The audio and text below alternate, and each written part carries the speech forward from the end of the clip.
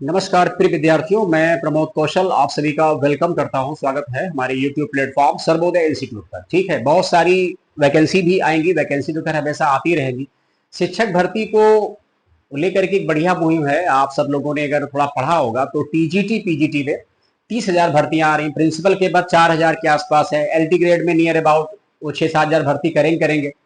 तो ये एक अच्छा मौका है बीएड वालों के लिए, तो खैर बहुत ही अच्छा मौका है। रह गए बीटीसी और डीएलएड वाले तो फिर उनको तो प्राइमरी में रख ही दिया गया है। तो प्राइमरी में जब भी कोई भर्ती, जैसे मान लो केंद्रीय विद्यालय की आती है, दूसरे स्टेट की भी ट्राई कर लिया करो, कोई बुराई नहीं है कि आप यूपी के हो तो यूपी में टीचर रहो। बहुत मजबूरियां हैं तो बैठे रहो, अदरवाइज दूसरे स्टेट को भी करो फोकस। एमपी है, इसके अलावा बिहार है, झारखंड है, जहां भी आपको मौका मिले आप 1 to 5 ट्राई कर सकते हो। ठीक है, उसमें आपको कहीं ना कहीं फायदा मिलेगा। केवीएस में हो जाए और बढ़िया है ना आपके लिए।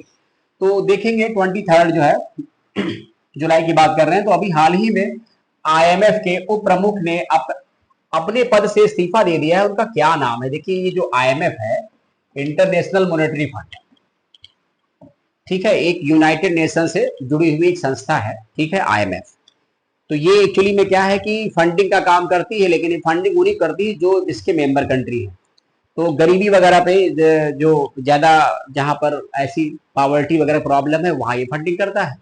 बैलेंस ऑफ पेमेंट, भुगतान संतुलन के लिए भी ये पेमेंट जो है मतलब करता है IMF. IMF bail out package देता है। पाकिस्तान ने कम से कम 25 बार बेल आउट पैकेज मांगा होगा।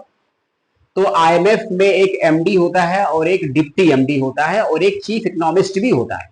तो जिनका हम सवाल कर रहे हैं, जिनका हम क्वेश्चन आपको पढ़ा रहे हैं, इसका आंसर तो वैसे पहले जान जाइए क्या होगा। गीता गोपीनाथ होगा। ये क्वेश्चन 2018 समीक्षा अधिकारी मेंस में आ चुका है। तो जो गीता गोपीनाथ हैं, ये आईएमएफ में चीफ इकोनॉमिस्ट बनने वाली पहली भारतीय महिला भी है, ये भी अच्छी बात है। और इसके अलावा यही जो है अभी डिप्टी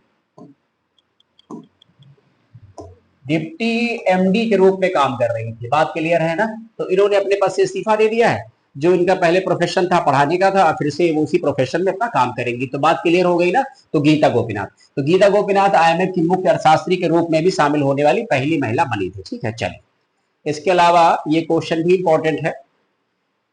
हाल ही में दुग्ध उत्पादन क्षेत्र को बढ़ावा देने के लिए दूध सब्सिडी योजना, मिल्क सब्सिडी स्कीम किस राज्य ने शुरू की है? जिसका राइट आंसर असम है। असम सरकार दूध बेचने पर किसानों को प्रति लीटर दूध पर 5 रुपए की सब्सिडी देगी। ठीक है, जितनी बेचेंगे उसके 5 रुपए सरकार की तरफ से भी उनको मिलेंगे। इसके अलावा अगला क्वेश्चन क्या है हमारा? अगला क्वेश्चन है फिडे महिला विश्व कप 2025 संस्करण के सेमीफाइनल में पहुंचने वाली पहली भारतीय महिला कौन बनी है? सर, ये क्वेश्चन मोस्ट इंपॉर्टेंट है।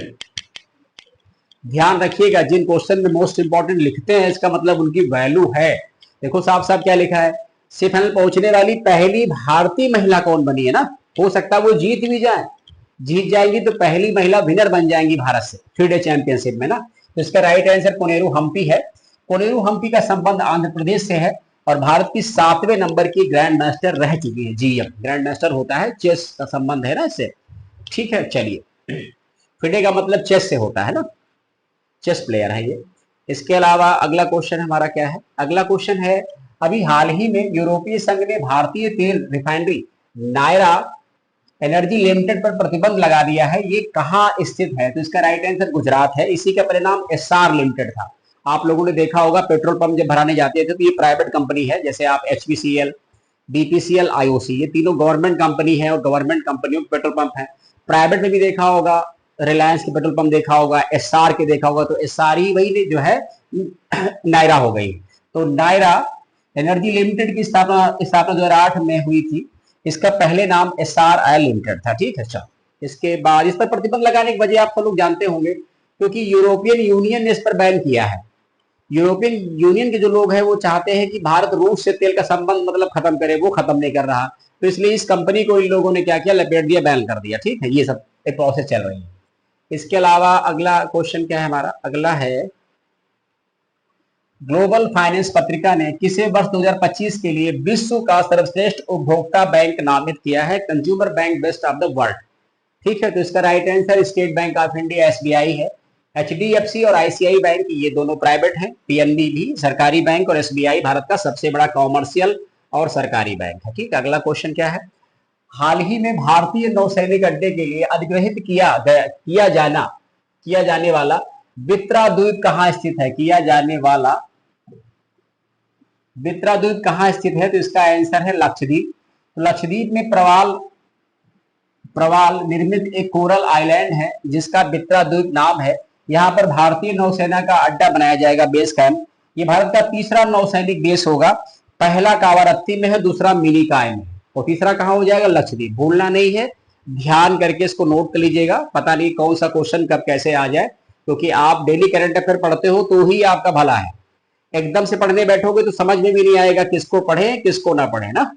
तो अभी हाल ही में भारतीय नौसेना में किस पनडुब्बी रोधी युद्धपोत को शामिल किया गया? Most important question. इसका राइट आंसर अजय है। भारतीय नौसेना के बेड़े में पनडुब्बी रोधी युद्धपोत अजय शामिल हो गया है।